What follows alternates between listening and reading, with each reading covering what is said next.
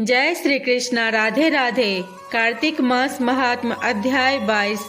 गनु ने कहा, नियमों का पालन करता हुआ विष्णुदास किसी समय भोजन बना रहा था कि कोई छिपकर उसका पाक चुरा कर ले गया। वह उस पाक को वहां न देखकर भी सायंकाल की आराधना न होने तथा व्रत भंग होने के डर से फिर भोजन नहीं बनाया।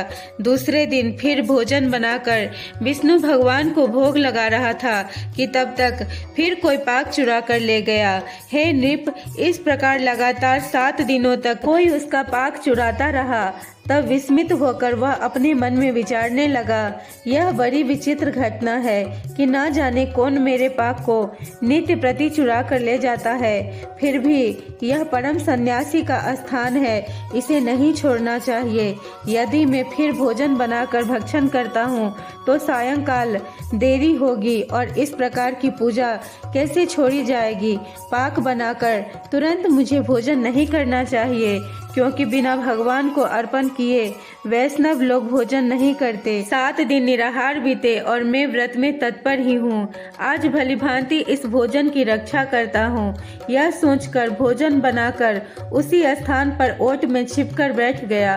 उसी समय पकवान को चुराते हुए किसी एक चांडाल को देखा, जिसका शरीर भूख प्यास से दुर्बल हो रहा था। केवल शरीर में अस्थि पंजर शेष है। उस चांडाल को देखकर श्रेष्ठ ब्राह्मण का चित्त दया से दुखित हो गया।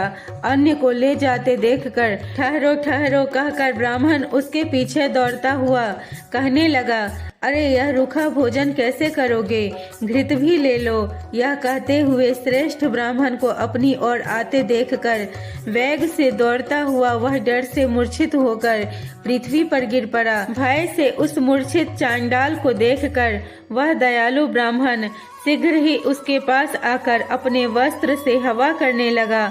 इतने ही में विष्णुदास ने शंख चक्र गदा पद्म पीतांबरधारी चतुर्भुज रूप असली के फूल के समान कांति वाले छाती में कौस्तुभ माला से सुशोभित साक्षात श्री विष्णु भगवान को देखा। भगवान का दर्शन करके सात्विक भाव से युक्त वह श्रेष्ठ ब्राह्मण उनकी स्तुति तथा प्रणाम कुछ भी न कर सका। वहीं पर सब इंद्रादि देवता गण भी उपस्थित हो गए और गंधर्व तथा अप्सराएं आकर प्रसन्न होकर नृत्य गीतादि करने लगे। वह स्थान सैकड़ों विमानों से परिपूर्ण, सैकड़ों देव ऋषियों से व्याप्त तथा गायन और वाद्य के कलकल से गुंजित हो गया। तब विष्णु भगवान सात्विक व्रतधारी अपने भक्त विष्णुदास को छाती से लगा अपना रूप देकर अपने साथ वैकुंठ धाम को ले गए। उत्तम विमान में चढ़कर विष्णु के निकट जाते हुए विष्णुदास को यज्ञ में दीक्षित राजा चोल ने देखा। वैकुंठ भवन में जाते हुए विष्णुदास को देखकर अपने गुरु मुद्गल को शीघ्रता से बुलाकर राजा चोल ने कहा, जिसकी स्पर्धा से मैंने यज्ञ दानादि किया है, वह विष्णुदास ब्राह्मण विष्णु का रूप धारण कर वैकुंठ जा रहा है। मैंने यज्ञ में आपसे दीक्षा लेकर इस वैष्णव यज्ञ को विधि पूर्वक किया है, अग्नि में हवन तथा ब्राह्मणों को दानादि से संतुष्ट किया है। क्या अब तक भी विष्णु भगवान हमारे ऊपर प्रसन्न नहीं हुए? विष्णुदास की भक्ति से विष्णु भगवान ने विष्णुदास को दर्शन दिया।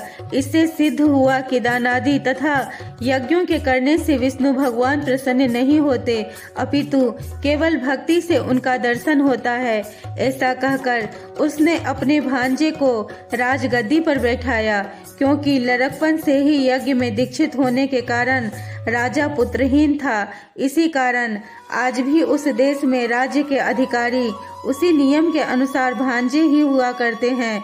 अनंतर वह यज्ञ मंडप में जाकर यज्ञ कुंड के अभिमुख खड़ा होकर विष्णु भगवान को बड़ी शीघ्रता के साथ 3 बार पुकारा, हे कमलापते, मुझे आप अपनी अचल भक्ति दीजिए, जिससे मन वाणी तथा कर्म से सर्वदा आपका भजन किया करूं।